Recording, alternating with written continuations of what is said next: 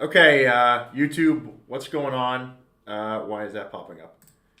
Okay, so I'm back. My mic is on. Yes, everything's on. Good stuff. So I thought I would do this, pretty short stream, but to again just produce some content. I know it's been a while. The series went on hiatus, and as I've said in the past, I don't really do YouTube that much these days, but I do. I'm looking at Hunter x Hunter, and I consider myself a fan of the franchise. So, when there are some fun things that we can discuss for the channel, and I have some time, I will do some sort of discussion about it. So I picked four, technically three, like two of them are the same topics. I've talked about some of these things before, but I felt like they could open up some conversation. And of course, if you're enjoying the stream or you have thoughts about these topics, leave comments, please, because that's how we generate more thought and discourse in the community, right? So let's get started here. I've answered this one many times. Do you think Pito could win against premeditation Netero? Pre, post, it doesn't matter. The Netero that showed up in the anime arc, from all the hints and signs, doesn't have the aura output to damage the Royal Guard to the point of death. I think, and I'll just say it quickly, I think the Royal Guard get heavily injured against Netero Zero Hand. And just generally, Netero will cause them injuries and inconveniences. Physically incapacitating them, potentially. But I don't think he kills them. Also, you have to remember that Zero Hand is a death sentence in itself. Netero can't survive using it. So if he had to use that, it would be an admission of defeat anyway. Can Netero beat Pito with just his Buddha slaps? No. The evidence does not point to the Royal Guards. We have to remember all the evidence. Togashi shows us all this evidence. A fully charged adult Gon Jajanken, which is decades of Nen upon a condition with a humongous toll and sacrifice on a 1 in 100 million talent, didn't kill Pito. It crippled her, but it didn't kill her. And then this same character started using charge punches on her face several times before finally he was able to kill her. The point is that adult Gon's power and attacks they transcend what Netero was capable of. Now, if fans don't want to admit this, that's your prerogative. But all the writing and evidence points to adult Gon being a significant step higher than Netero's ability. And again, I think the Royal Guard get injured against Netero. It's going to be an endurance battle. They're going to have a hard time getting around him. But can he really damage them after seeing what Zero Hand did to Meruem? If Meruem was physically harmed or he had broken bones or something, I think the guard would die to Zero Hand. But Togashi didn't show that. Togashi showed us that he was singed basically. It was more like he was burned and scraped up. He was walking and fully functional after Zero Hand took place. And it was a life toll ability. When you put your life, as we saw adult Gon, when you put your life into an ability, literally, it amplifies it to unparalleled magnitudes of power. Just ridiculous, right? And that's on top of Nen mastery and training. Basically, adult Gon forced his Nen to go through Nen training in 1 moment, from 30 years of training into 1 minute. And he said, train my Nen for 30 years, but I want that outcome now. Age me to a point of my highest power. In fact, I think that's what he did. Kind of like in Dragon Ball, when, the Piccolo, the King Piccolo, from the original Dragon Ball, he wished for his original full power to be restored, his youth, when he was his strongest. I think Gon did that, but as a child. He's like, Shenron, I want you to let me be the strongest version of myself right now that I'll ever be. Age me to, instead of making him younger like Piccolo, but he's like, age me to my strongest point ever. And that's what the Nen condition did. And so that power is far beyond Netero. Because Netero, Zero Hand, was all of his life essence into one beam that he meditated. And he produced that aura as something that also used his lifespan. It used his Nen pool to the point where it aged him. And that is a sacrifice. He's basically putting his lifespan into the attack. Because we know that Netero is living longer than average because of his Nen proficiency. He's enhanced his Nen and probably his body to such a degree that he's living way beyond a normal lifespan. And that's the idea here. We think that Don Freaks is doing something similar. We have an idea that Don Freaks is using Nen to prolong his lifespan. But Zero Hand cut that lifespan completely out. He immediately went to basically pre-corpse. And so that Zero Hand is the strongest thing, the most damage that Netero can deal. The Zero Hand's more powerful than all of the Buddha slaps combined. It just has to be because it symbolically is Netero's lifespan in one attack. That's an insane sacrifice. You are giving up that life energy to use the Zero Hand. And it barely hurt Meruem. So the guard will be injured. The writing shows us that the guard can withstand Meruem's killing intent. Not that necessarily a Nen mastered attack would kill them, but the point is, as guards, they have to be able to withstand threats to the king. So threats like Netero, the writing is showing you that this is how it is. And that's why Netero used the bomb, because the bomb was symbolic. It showed humans' malice and, preference for violence and war and bloodshed, class inequality, dictatorships. How do we run effective government? Like the messages that this arc brought to light. That's honestly where it's not a fanboyism or a power scaling. It's a writing thematicism. We're looking at why Netero had to use this thing. Because symbolically, these ants were beyond humanity's power, but not their intention. Humans' desires and intentions. Look at Komugi's desires to master Gungi. So much so that Meruem had no chance against her. Humanity's desire, even towards violence and bloodshed, the ants could only dream of that power. Adult Gon was a far greater sacrifice than Pito's entire sacrifice to the king. Her sacrifice was Trepsicora as a corpse puppet. And that thing's really powerful, but Adult Gon still beat it. Because Pito's a one-track mind and still quite immature in this world. The Chimera ants are basically born fully grown, but it's experience. It's understanding this world. It's life. It's history. They don't have history in their name. Humanity does. They carry that history with them, and it makes this is all writing, guys. This is not, big energy beam does X calculations and X square feet of damage. Zero Hand's the most powerful thing Netero can do. It barely hurt Meruem. Therefore, the guard, from the writing standpoint, should survive that attack, injured, potentially incapacitated, but not dead. And I stand by that.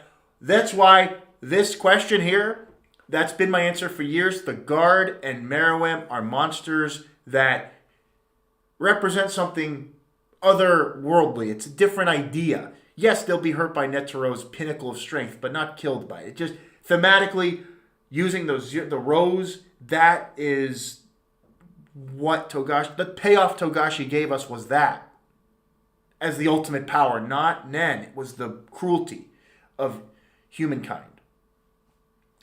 As species battle, one with war-torn history and bloodshed, one that's really naive. They think they know everything. They think they're all powerful, but they don't know the cruelty of the world. And that's the whole idea of the arc, right? And then, I'll just go through the comments.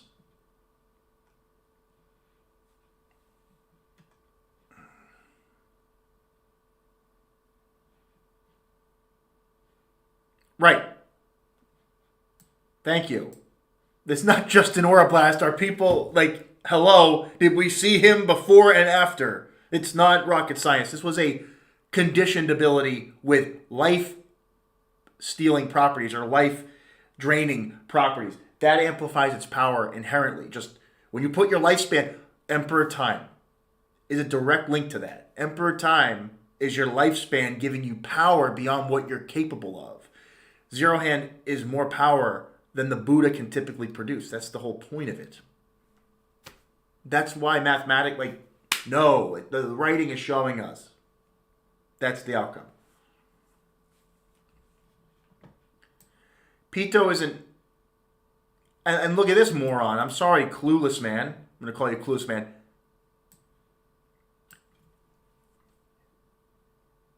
It was a game of endurance from the get-go. Even if Meruem didn't beat Netero's game,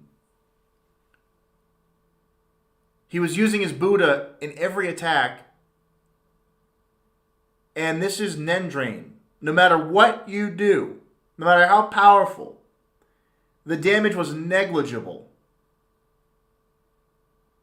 And by the way, the king can keep this up all day.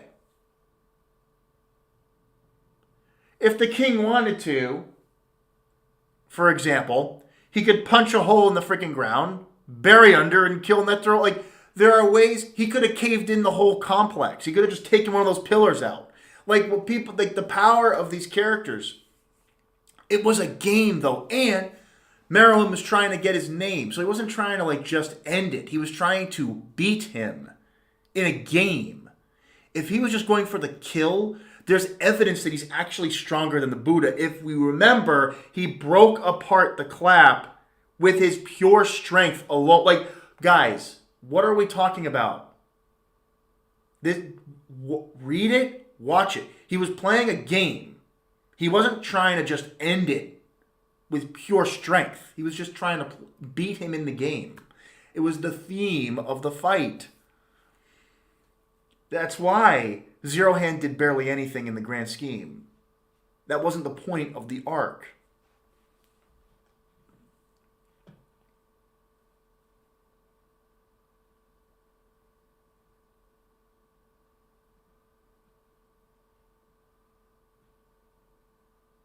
There's this theory now that he has no limit to his endurance. Except there's one key difference, folks. His punches were the training.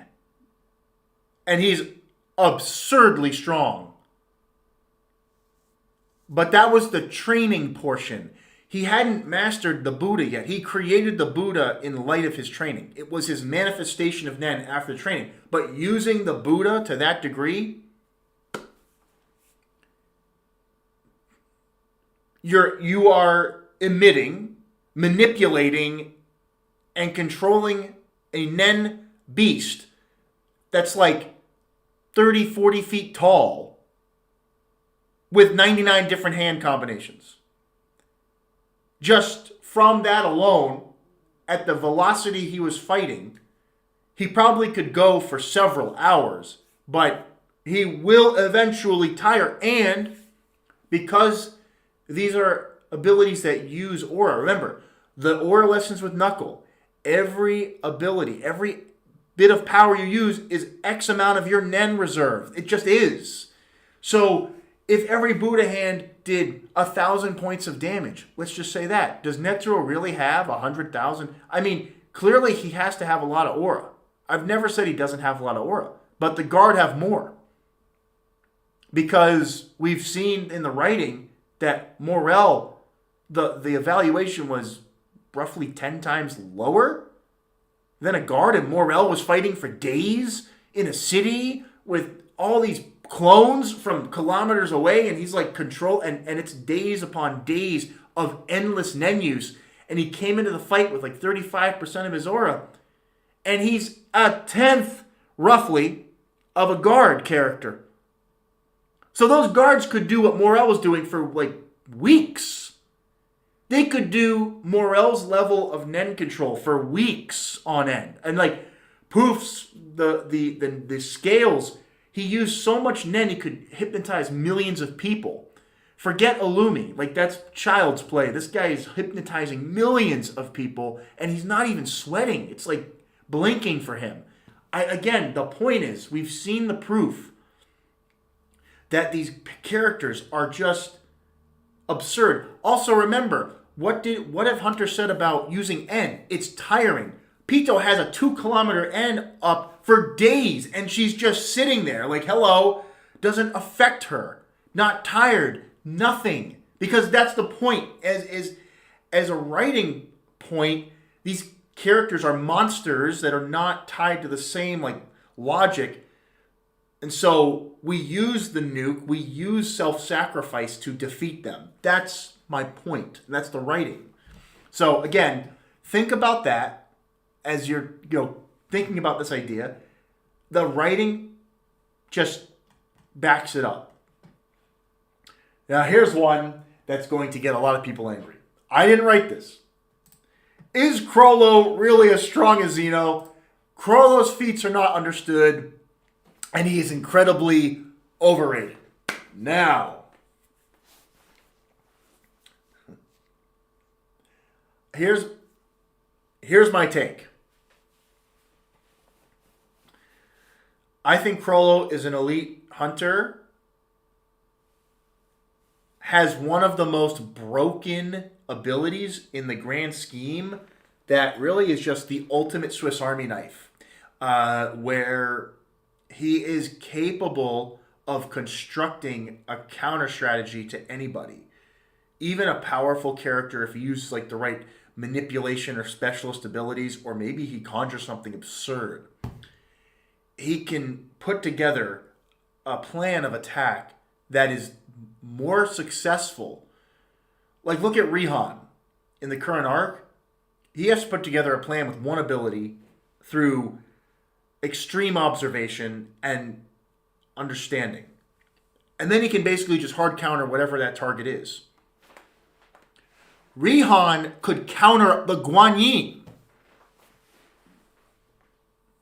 And if people understand the power of Predator, it could counter the Guan Yin.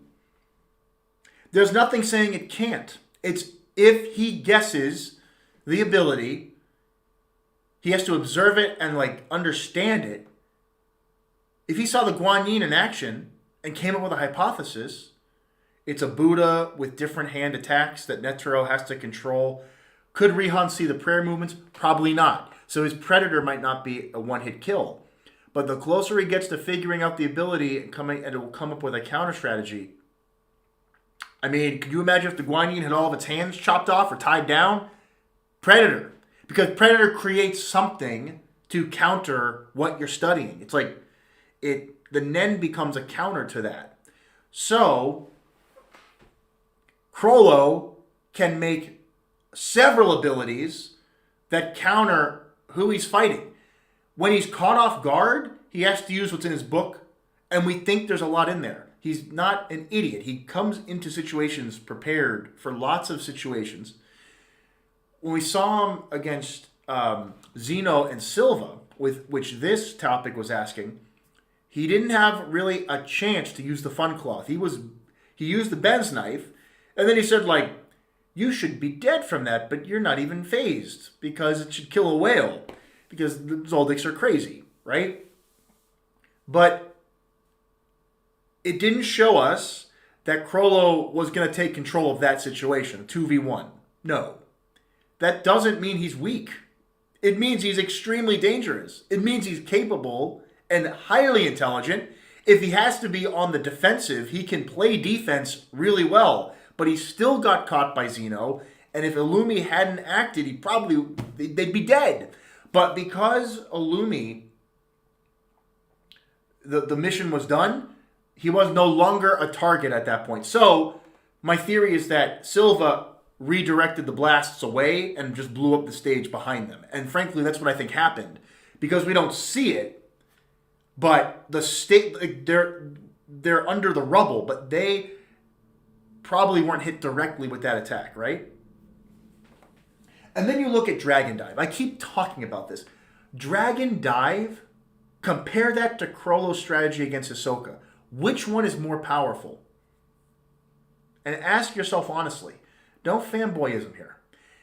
In one motion, Zeno dropped something that could take out hundreds of pro hunters at once. Those arrows, remember, Gon was afraid that those arrows could kill someone in their realm. Like, they were using Nen and perception to not get hit by them because that's what Nen training's all about. But what if?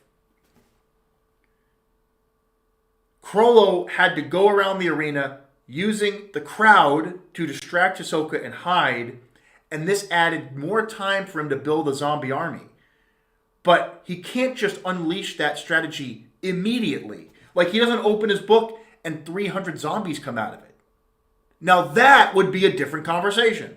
He has to go around and plant these seeds, and he can do it, and it's very powerful, but he planned all of this because he knows Hisoka is a close-range fighter with a very narrow ability with very flexible application. So he said, as many bodies as I can throw at this clown to tire him out, again, proof that Nen has a duration and endurance is a factor. I can tire out Hisoka. I can make him make a mistake. The more numbers I throw at him, the more likely he's to slip. Who wouldn't be? And that's the point. Does this mean people overrate Crollo or underrate Crollo? It means that when people say that Crollo dominated Hisoka, he absolutely did.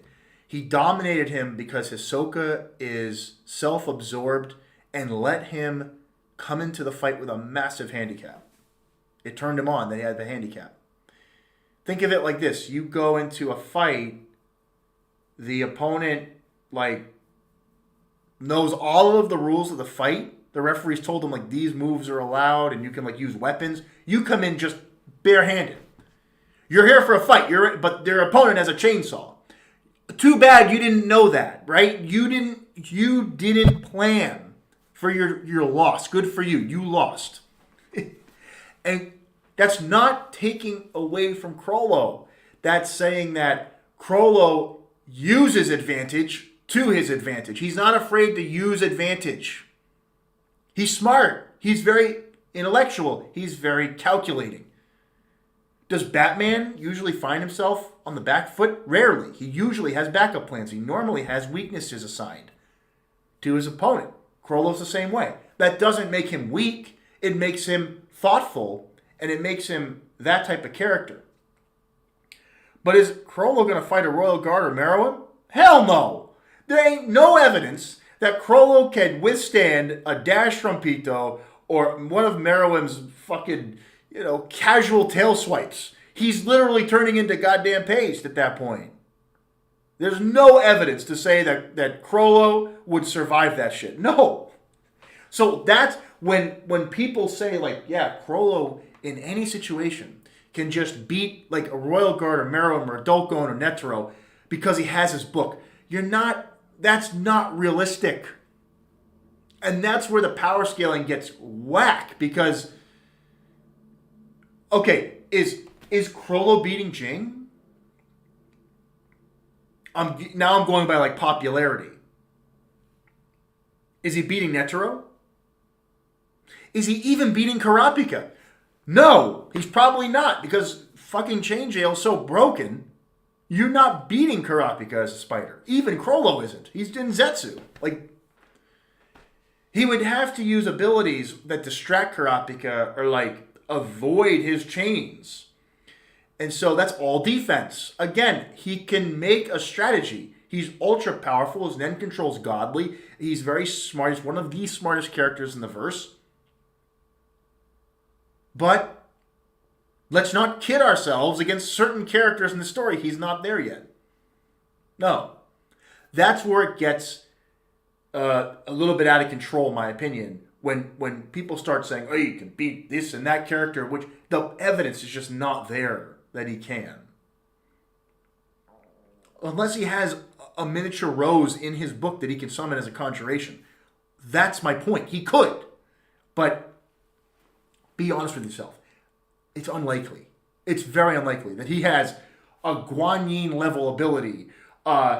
something that can steal all your aura. Like when he opens the page and he just auto wins. No, there's no auto win in this story. None of the abilities in this story have auto win, because even the basically auto win moves. I think the Guan Yin's the closest thing we've had to an auto win move because of the insane training that went behind it. But most abilities are setup, strategy, payoff. You have to enact a strategy. You have to make sure it works, and then you get a payoff. That's why Crollo can't amass 500 zombies immediately. It's eventual. He has to go through and gradually create that zombie army in the fight. So if there wasn't a crowd, is he using that strategy? No. He has to come up with a brand new strategy, completely different, different specialties. And is he damaging a Royal Guard character, Marilyn, Adult Gone, even Netero? Is he really damaging these characters? No.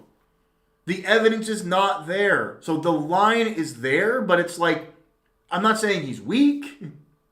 He's elite. He's top elite. He's super elite. Top 15. Top 15, after what we've seen in the story, is not bad at all. You're competing with Razor. You're competing with Silvenzino. You're competing with this stupid zombie. Illumi, the Zodiac. He's in that realm. Is that weak? No. But he's not Marilyn. So there we go. Same thing with this. I mean, this could go on and on and on. Oh, people saying he's smart, but he can get tricked. I mean, yeah, a lot of characters can get tricked.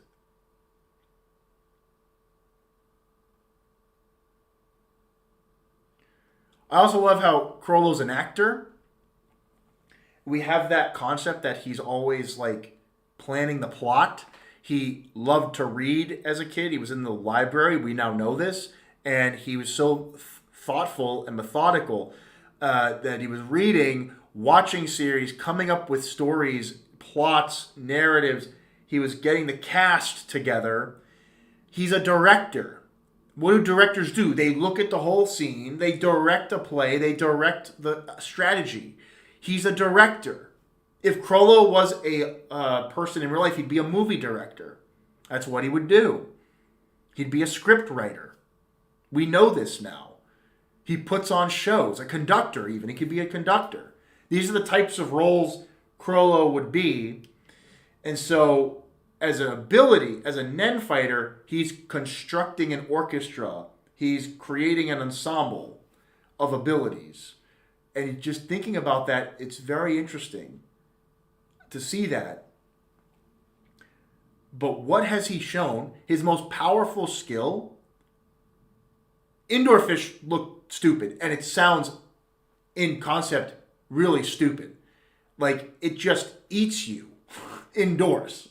What is that? How do you stop a Nen beast that just eats you? Like, wait a minute. Do you have to be like, would Uvogin survive the indoor fish? What's the limitation on that shit? They just pounce on you. Like, do they just materialize starting to eat you? Like the needlefish to Killua, remember that? Do the indoor fish just start eating you from the inside? Like, how does it fucking work, man? We didn't actually see it. We just saw the aftermath against a scrub Nen user, but like, man. But he's not beating the next tier up. He just isn't. Like, there's no proof that he's doing that.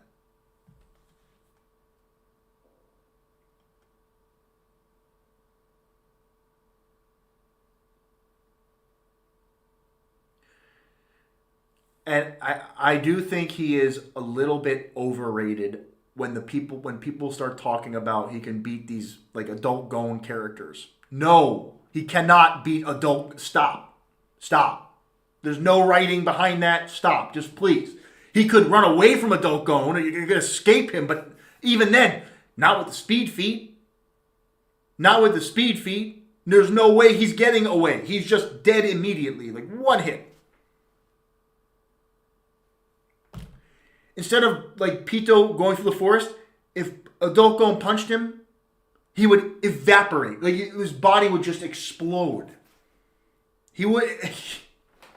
All right, like any of these other characters, even Jing would probably explode. Like, dude. All right, and then I'll end with this one. Let's talk about transmutation, shall we? Transmutation is a very cool ability. It's more physical in nature, where it comes up with a substance. So what are substances? Water, fire, air, electricity, really elements. Captain Planet, right? We've seen transmuters that can make things that aren't even real, like bungee gum.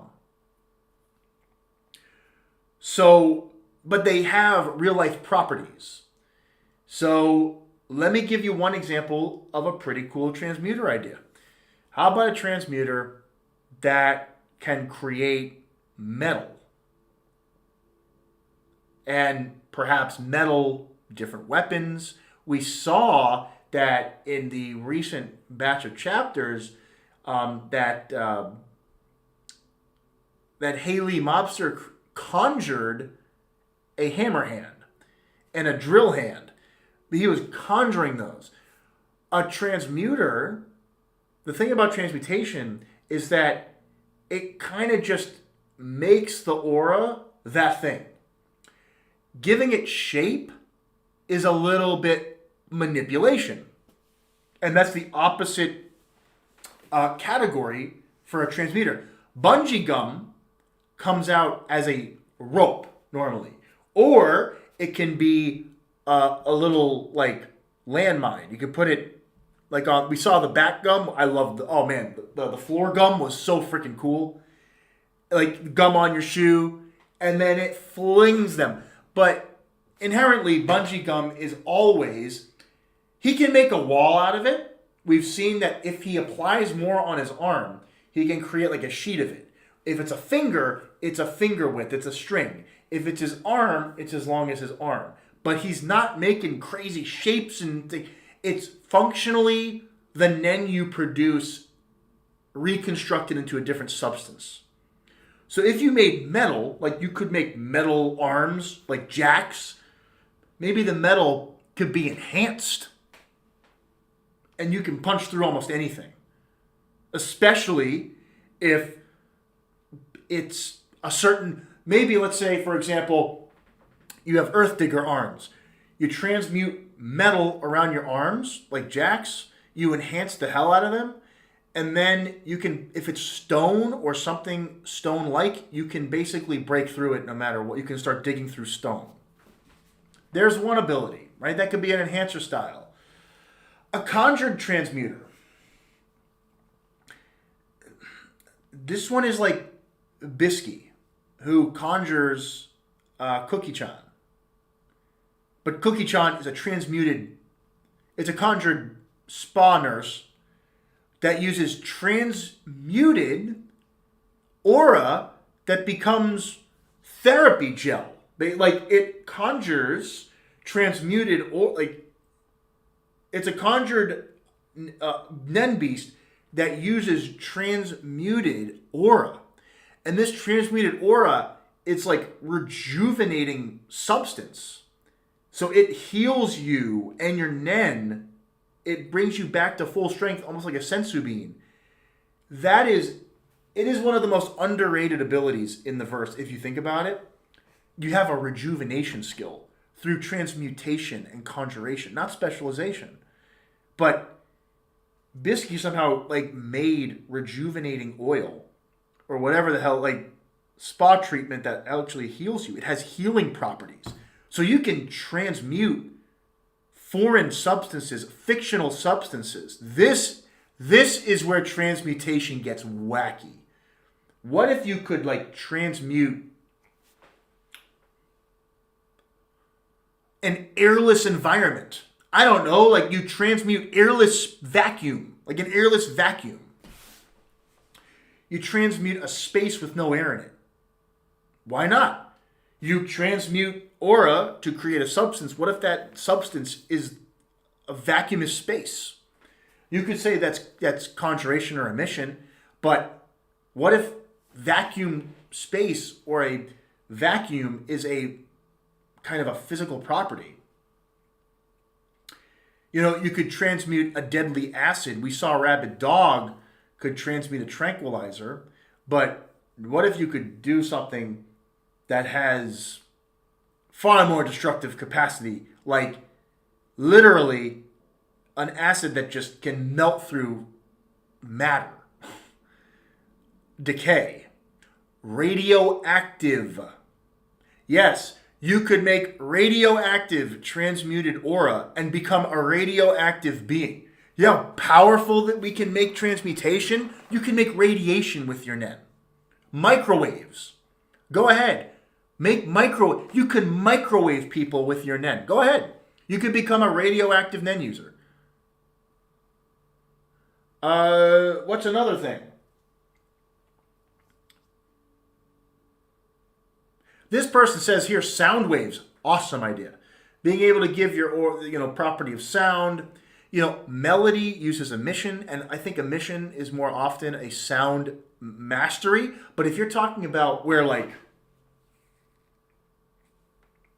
you make sound waves, your aura becomes sound. That's a crazy idea, right? So it can get way more crazy than just water, fire, electricity. Those are cool and all, but you can get really crazy with it. Vibrating particles. It will rely on emission, right? You could even create light, like Merriweb. You could transmute your Nen into light.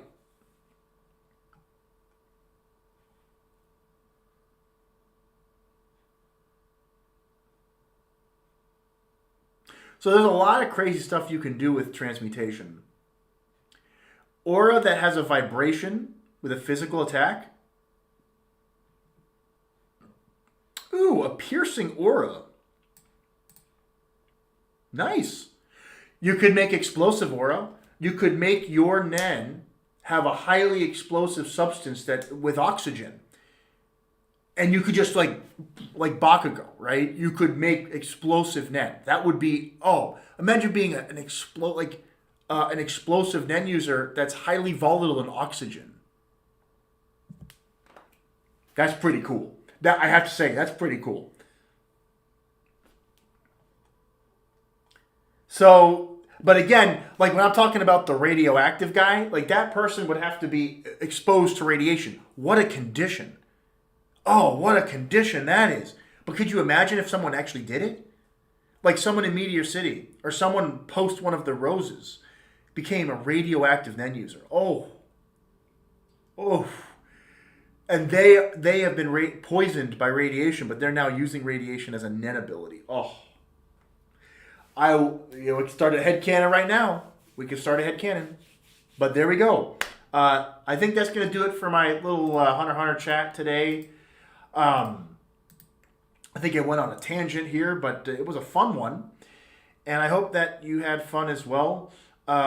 Leave your thoughts. These videos stay up for comments and discussion. So if you have any thoughts about these topics, please leave them. If you have any ideas about these topics or, for the future other discussion topics, I'll come back and do those. From time to time, every month or so, I'll be back to do a discussion like this. I think, the story's done. It's annoying, but we're a hiatus. We can talk about crazy things like this, and this is one of the greatest series for thought and discussion. I love it, man. It's too good. So anyway, hope you had a good one. And I will see you around.